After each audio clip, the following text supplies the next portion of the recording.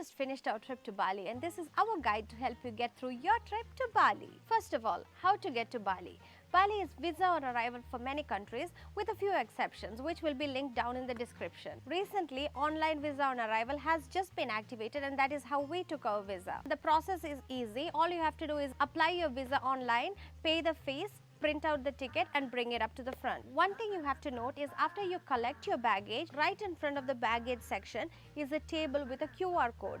You have to scan that QR code and complete your customs declaration forms to get through the exit gates. This can be very helpful during peak seasons where you can do everything online and get through the counters efficiently. The visa on arrival prices are $35 and are valid for up to 30 days. Visa on arrival can be extended for up to 60 days without leaving the country. The current requirements are a passport that is valid for 6 months, your return ticket and a hotel booking.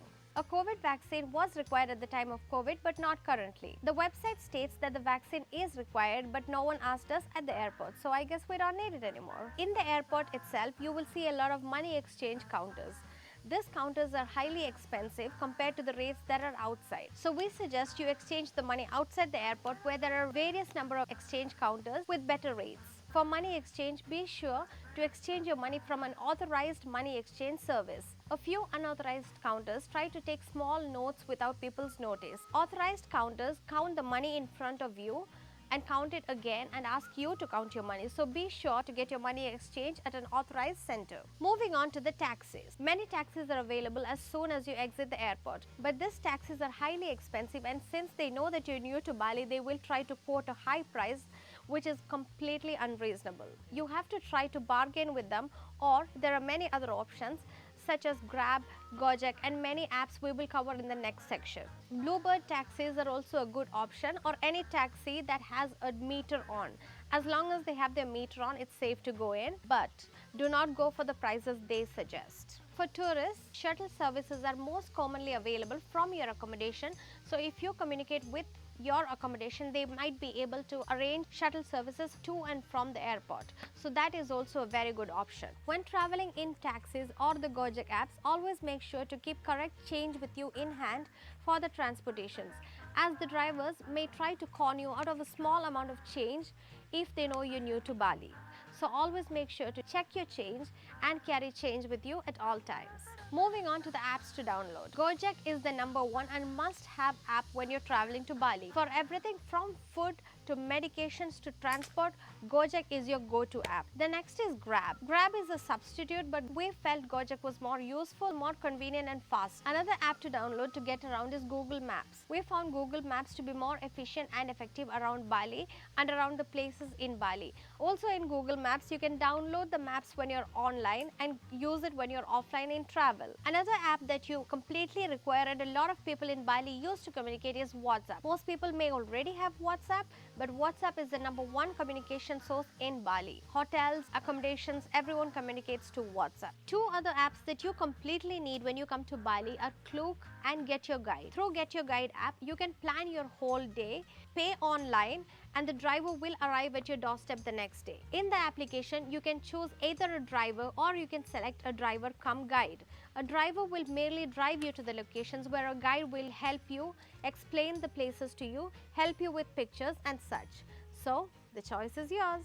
SIMs and Wi-Fi. When we come in through the airport, we can easily buy a SIM at a very low cost. Telkomsel is a very good SIM company that they use here, and the range is available in many parts of Bali. Wi-Fi is easily available and efficient in Bali. Many restaurants, cafes, accommodations provide free Wi-Fi, so getting a SIM connection with Wi-Fi is not necessary at all. Budget and accommodation. Your budget totally depends on you. You can spend anything from $100 to $1,000 in Bali per day, depending completely on your choice and your comfort. We have stayed in accommodation starting from $50 per day up to $600 per day. So that depends completely on your choice and what you feel at that particular time. For solo travelers and people on a budget, accommodations can be found at merely $10 per day in hostels and services like that. Shared accommodations are also available for people interested in that. Best time to visit Bali. The best time to visit Bali is anywhere between April to October. The peak season is June-July, where the climate is apt and best for travel. But the problem with this time is everything is more expensive. One more problem with coming during peak seasons is the traffic. Due to this, the travel time is way more than expected, and thus it is advised to get out of your hotel way earlier, get to the tourist spot in advance, and enjoy your destination before many tourists get there. One time to completely avoid your travel to Bali is during the wet season, that is the rainy season. It is best to avoid your travel to Bali during the rainy season, as occasional floods are expected and most tourist activities do not happen during this time. What to pack to Bali? Bali is mostly hot and humid, so the best thing to pack is something loose and comfortable. Pack shorts, easy tees, dresses. The most important thing is walking shoes. You will need walking shoes. It's smart to carry some emergency meds in your hands, some mosquito repellent, sanitary napkins and tissue papers. Tissue papers are easily available in Bali, most places, but in case if you come across a place that doesn't have one. One thing about Bali is they always suggest not to flush the tissue paper down the drain rather than put them in the trash cans. Sometimes that can lead to an unpleasant smell, but that's how it works. The electricity here is around 220 volts, so be sure to pack your adapters and plugs that match accordingly if you do not go through the same current. If you don't find one, it's completely fine because you can get them easily available for less than $1. Laundry is cheap and easily available all around Bali, so pack lightly. The language here is Bahasa Balinese. It is always important to learn a few words like thank you, welcome, hello, simple words, which makes the Balinese people happy and more warm and appreciative. Communication is not as difficult because most people can understand a few words of English. If worse comes to worse, we use Google Translate. The culture in Bali. Bali is a Hindu dominant island and offerings and idols are seen all over Bali. You can see sculptures all over Bali wrapped in checkered clothes and offerings placed all over them. Make sure not to step or walk over the offerings. Always cover up your knees and your shoulders when you're going to temples and government offices. Ladies, have a hair tie with you in hand because most temples require you to tie up your hair. What to eat and alcohol. When you come to Bali, you have to try their Indonesian cuisine.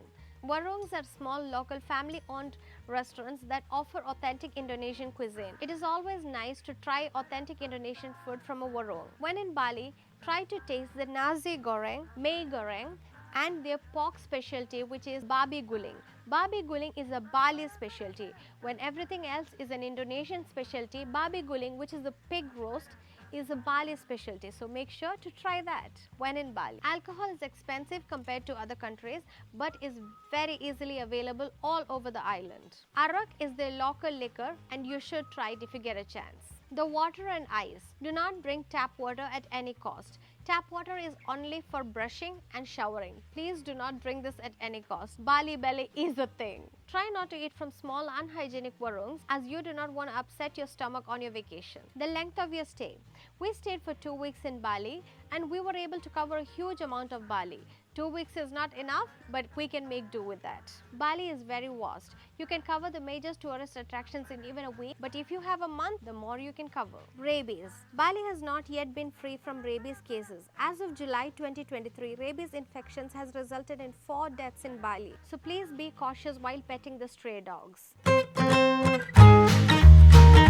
Many day tours are available to Nusa Penida, but we recommend you stay one night there and enjoy the various cafes and coffee shops available in Nusa Penida. Enjoy the island and come back the next day at your own pace. Many well-known spots are in Nusa Penida, so make sure to check them all out. Bali is a well-known spot for shopping. Many street vendors quote a very high price compared to the price that is actually sold for. They intentionally quote a price that is high and allow a room for bargain. So, don't be afraid to bargain, but bargain respectfully in a way that it is fair to you and the vendor. Another tip, for example, if you're traveling from a place like India, it is smart to convert your Indian rupees into dollars or anything of higher denomination so that when you transfer this currency in Indonesia, you will get a higher value. Try to bring as much as currency as possible in hand because using ATMs is an option, but the charges are high. Also note, the maximum amount of currency that you can bring into the country is up to $10,000. So anything above that will have to be withdrawn at the ATMs either way. The emergency number in Bali is 112. So in case of any emergencies, dial 112.